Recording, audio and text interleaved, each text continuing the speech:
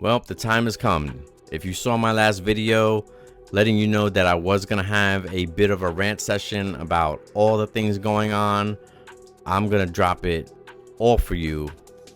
Well, most of it. A good portion of it here in this video. So let's talk about the Olympics, the opening ceremony. This used to be something that I used to look forward to. Like, I used to look forward to watching this because it was just, you know, this grand stage, something you wait for 4 years to happen. Shows like all these nations come together, all the athletes are super excited. Now we have, once again, the LGBTQ community just pushing their way through and pushing this demonic agenda on everyone. This rendition, as most news outlets are calling the rendition of the Last Supper. It's the blasphemy of mocking the Last Supper. The fact that the world has become so desensitized to it. Like, this had nothing to do with nothing in regards to the opening ceremony. This other part of the ceremony where it was this hooded rider on a white horse. A lot of people saying it was the white horse from Revelations. And, you know, that much, I'm not really leaning towards that. But the imagery that I found with this rider on the horse and all the nations following him, all the flags following him. Where is this rider leading all these nations? That's the part that I found quite interesting.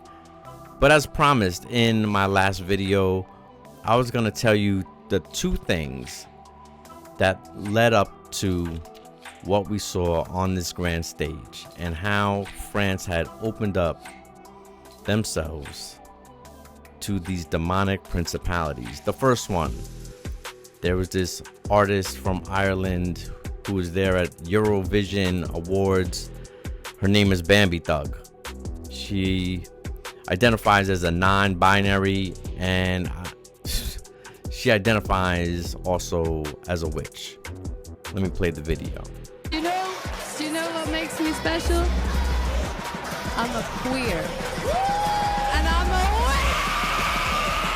witch! That's what you have. Number one, opened it up to this demonic agenda. And you could truly see this thing starting to rear its head. Then on top of that, you also had another thing that was going on in France. It was similar to like the Grammy Awards or the movie awards, whatever they're called, where Michelle Tavares had walked the red carpet. She was walking up the stairs. She had this beautiful dress, and on the tail of her dress, she had a hand-painted image of Jesus. As she kept walking, the security guards were walking behind her and holding the dress and rolling the dress up and folding it so you could not see the image. If it was anything else on her dress, they would have just let her walk and do whatever she wanted to do. The United States is under some spiritual attacks as well. I mean, if you don't believe me, go take a look at California. Take a look at Governor Gavin Newsom, who just passed a law about the transgender law, I believe they're calling it.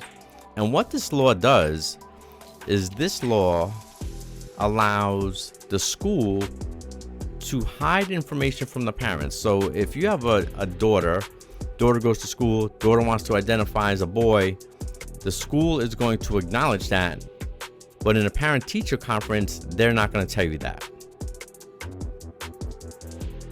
I'll let that sink in.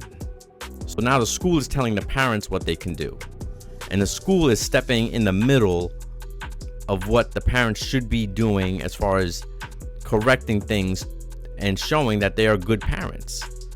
And speaking of California, let's talk about the Fresh Prince of Bel-Air. You know, Will Smith just came out with another Bad Boys movie. You recently may have seen him on the BET Awards performing with Maverick City. That kind of got mixed reviews because of the imagery. But then he turns around, drops a song called Work of Art, and I'm gonna read you some of the lyrics. I'm a saint, but if you touch, I'm a savage. I'm a Libra, but identify as a cancer. Now let me scroll down. I am Musa. I am Jesus. I am Judas. I'm the judge. I am the victim. I am the shooter. I'm in the Torah and the Quran and in the Bible. I'm the shepherd. I'm a leader and a disciple. I'm the wretched and the blessed. I can't even continue to read this because I feel like it's almost like a spell. I told you in a couple videos ago that your idols are showing what they idolize. That's demonic behavior, demonic activities. And you see it right here with your own eyes. And he's not the only one.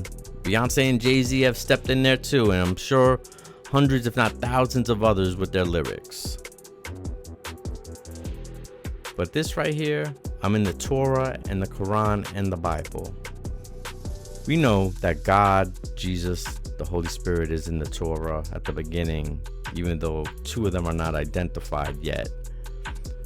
We know that all three, the triune God, is completely identified in the New Testament. So in completion, the triune God is not in the Quran. But who's in all three? Satan. Satan's in all three. Why is Christianity attacked so much more than other religions? Well, let me tell you. The reason being is because these other religions are dead. I said it. They're dead. Muhammad's dead. Buddha's dead. All the gods of Hinduism dead. The only thing that's alive is Jesus Christ, the God of Abraham, Isaac, and Jacob, the Holy Spirit. So the devil's not going to attack something that's already dead and gone. He needs to attack what is living. Everybody's all about conspiracy theories, and they're always on, the media and the government for keeping things from us, and then we find them out later. And they're always complaining. The masses complain about the truth being hidden, the truth being hidden. Well, why doesn't that apply to Jesus? Why does that not apply? You have to wonder.